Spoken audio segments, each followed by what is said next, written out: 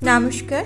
ঠাকুর শ্রী শ্রী রামকৃষ্ণ পরমহংসদেব এবং মা শারদার চরণে আমার সশ্রদ্ধ প্রণাম জানিয়ে ভিডিওটা শুরু করছি।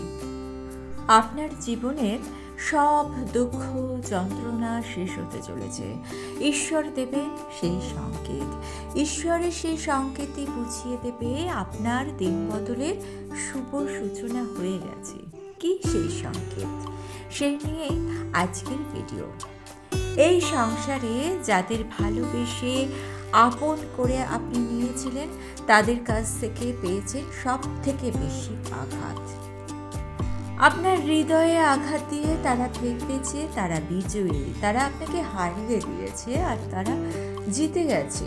কিন্তু জীবনের পাতা উল্টানোর যে এখনো অনেক বাকি রয়ে গেছে।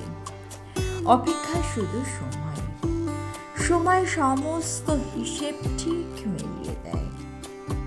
আপনার কান্নাকে, আপনার কষ্টকে, আপনার দুঃখকে যারা উপহাস করেছে, যারা ভেবেছে যে তারা আপনার থেকে শক্তিশালী, কিন্তু আপনি নিশ্চিত জানবেন তাদের দেওয়া কষ্টে বা দুঃখে আপনার চোখ থেকে যে জল বেরিয়েছে, আপনার দুঃখের অশ্রু, তার ওজন এতটাই ভারী, সেই ভার বহন করতে হবে তাদেরকে, আর সেই ভারে নুয়ে পড়তে হবে তাদেরকেই একদিন।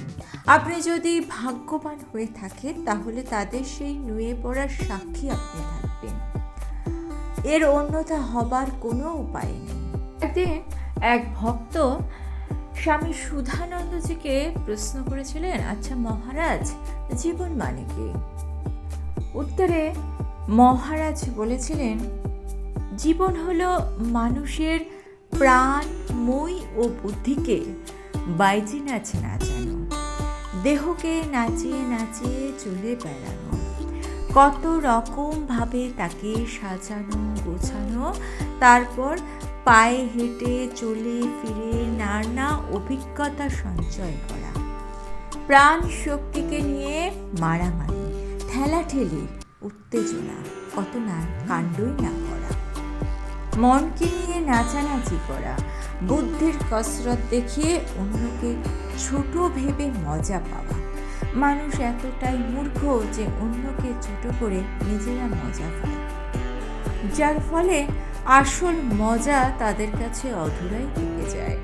আর অন্যকে ছোট করে নিজেদের কষ্টকে তারা নিজেরাই ডেকে নিয়ে আসে তাদের জীবন। কারণ অন্যকে ছোট করার অর্থই হলো ঈশ্বরকে অপমান করা। ঠাকুর বলছেন তিনি নির্গুণ সর্বব্যাপী, আবার তিনি নিত্য সাকার।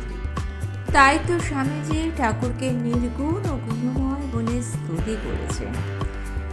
ঠাকুর বলছেন তিনি সব কিছুতেই রয়েছেন, এক সৎ স্বরূপ ঈশ্বর রয়েছেন, আর কিছুই নেই। শ্রী মা শারদা দেবীর এক অনুভূতির কথা জানতে পারা যায় আশুতোষ মিত্রের স্মৃতিচারণায়। মা বলছেন, একবার দেখি কি জানো, ঠাকুর সব হয়ে রয়েছেন, যেদিকে দেখে সেদিকেই ঠাকুর, কানাও ঠাকুর, খোড়াও ঠাকুর, ঠাকুর ছাড়া আর কেউ নেই।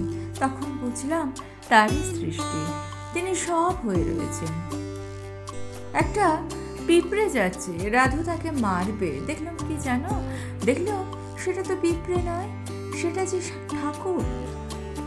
সেখানেও ঠাকুরের হাত, পা, মুখ, চোখ সব এক। তখন রাধুকে আমি আটকালাম, ভাবলাম তাই তো, সব জীবের যে ঠাকুরের অস্তিত্ব, চারিদিকে খালি রামকৃষ্ণময়। আপনার জীবনের সব কষ্ট, সব যন্ত্রণা, সব দুঃখের অবসান হতে শুরু করেছে। তার জন্য প্রথম সংকেতটি হচ্ছে আপনি এটাই পাবেন, আপনি দেখবেন আপনার আরাধ্য ঈশ্বরকে আপনি দেখতে পাচ্ছেন আপনার চারপাশে। যেদিকেই আপনি তাকাচ্ছেন আপনি দেখতে পাচ্ছেন আপনার আরাধ্য ঈশ্বরের প্রতিরূপ ছড়িয়ে রয়েছে আপনার চারদিকে।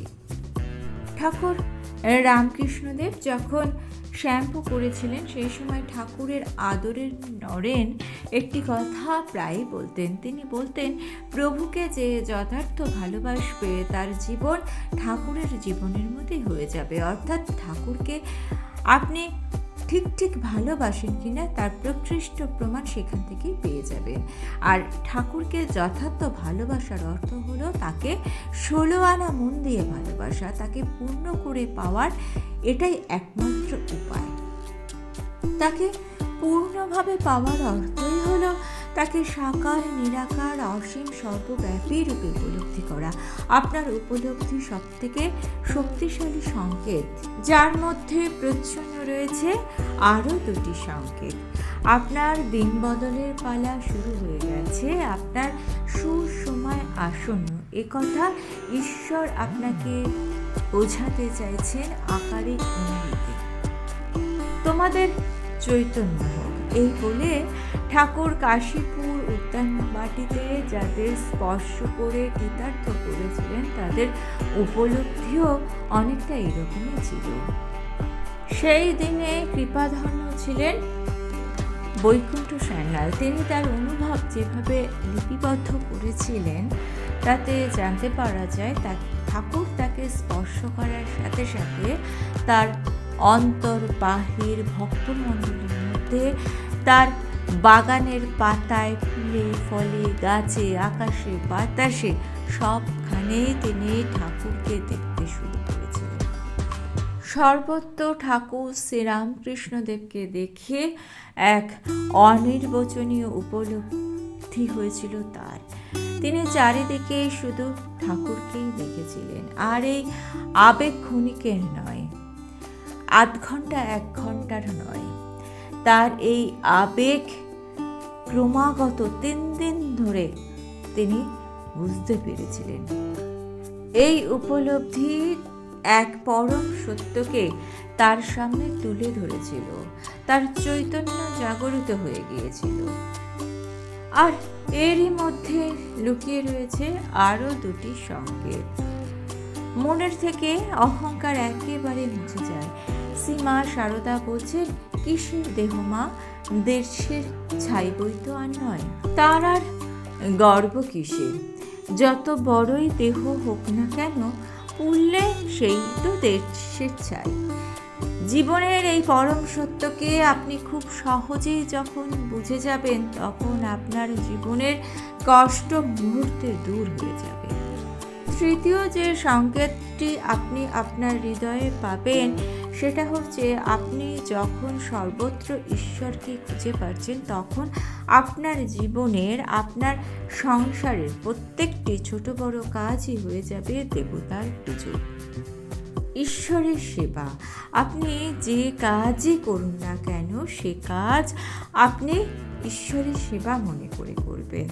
তখন আপনার মনের মধ্যে থেকে বিরক্তি, রাগ একেবারে উধাও হয়ে যাবে, কারণ আপনার তখন নিত্যই আনন্দ। সে কথাই বলেছেন ঠাকুর। ভিডিওটা ভালো লেগে থাকলে চ্যানেলটিকে সাবস্ক্রাইব করে নিয়ে পাশে থাকা বেল আইকনটা প্রেস করে দিয়ে অল অপশনটা ক্লিক করে দেবেন। তাহলে যখনই নতুন কোনো ভিডিও আপলোড করব তার নোটিফিকেশন আপনাদের কাছে পৌঁছে যাবে। ঠাকুর ও মায়ের চরণে প্রণাম জানিয়ে আজকে এই পর্যন্তই। থ্যাঙ্কস।